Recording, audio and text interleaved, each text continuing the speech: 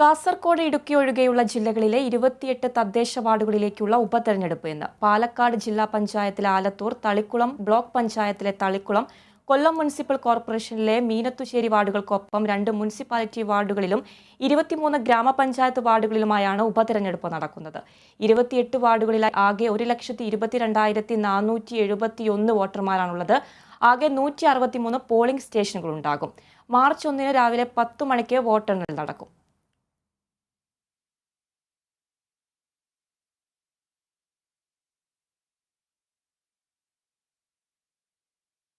സംസ്ഥാനത്തെ ധനസ്ഥിതി പ്രതിസന്ധി തുടരുന്നതിനിടെ 5,681 കോടി രൂപയുടെ കിഫ്ബി പദ്ധതികൾക്ക് അനുമതി. 64 പദ്ധതികൾക്കാണ് മുഖ്യമന്ത്രിയുടെ അധ്യക്ഷതയിൽ ചേർന്ന കിഫ്ബി ബോർഡ് യോഗം ധനാനുമതി നൽകിയത്. കേന്ദ്ര സർക്കാരിന്റെ കേരളത്തോടുള്ള സമീപനത്തിൽ മാറ്റം വരുമെന്നാണ് പ്രതീക്ഷയെന്നും ധനമന്ത്രി കെ. ബാലഗോപാൽ വ്യക്തമാക്കി.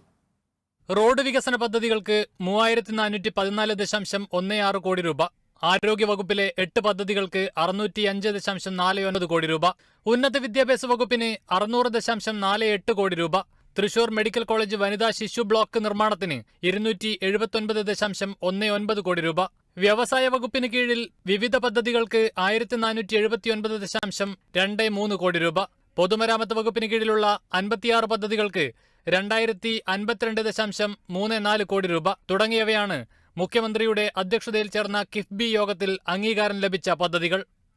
5,681.98 കോടി രൂപയുടെ 64 പദ്ധതികൾക്ക് ധന അനുമതി നൽകിയിട്ടുണ്ട്.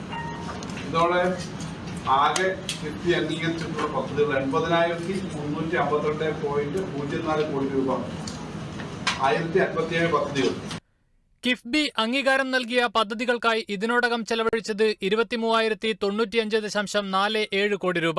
പൂർത്തിയാക്കിയത് 12,089.29 കോടി രൂപയുടെ പദ്ധതികൾ. GST നികുതി വരുമാനത്തിലെ കേരളത്തിന്റെ വിഹിതം വർദ്ധിപ്പിക്കണമെന്നാവശ്യപ്പെട്ട് പ്രധാനമന്ത്രിക്ക് അയച്ച കത്തിൽ അനുഭാവപൂർണമായ മറുപടി ലഭിക്കുമെന്ന പ്രതീക്ഷയിലാണ് സംസ്ഥാനമെന്നും ധനമന്ത്രി കെ. ബാലഗോപാൽ അഭിപ്രായപ്പെട്ടു. Kerala vision news, Thiruvananthapuram.